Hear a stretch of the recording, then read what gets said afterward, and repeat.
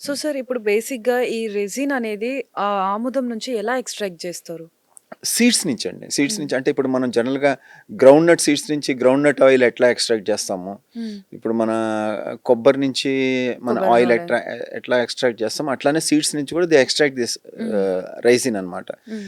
ఈ రైసిన్‌ని యాక్చువల్‌గా ఏందంటే generally it's a prohibited thing.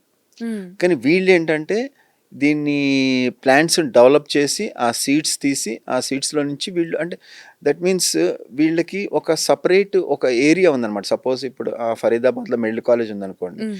They developed these plants ఇవన్నీ. హ్మ్.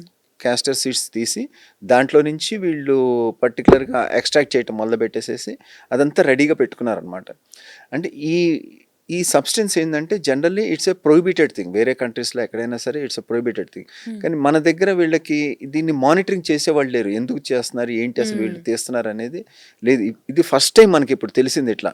అవును. క్యాస్టర్ సీడ్స్ నుంచి ఇట్లా తీస్తున్నారు వీళ్ళు. ఇది ప్రమాదకరం. ఆయనది చేస్తున్నారు వీళ్ళనేది మనకిప్పుడు ఇప్పుడు ఈ తెలిసిందనమాట. ఇన్సిడెంట్ వల్ల అందరికి ఈ ఇన్సిడెంట్ తెలిసొచ్చింది. వల్ల అందరికి తెలిసింది. లేకపోతే అసలు ఇది కూడా బయటపడేది కాదు మనకిది. హుహు.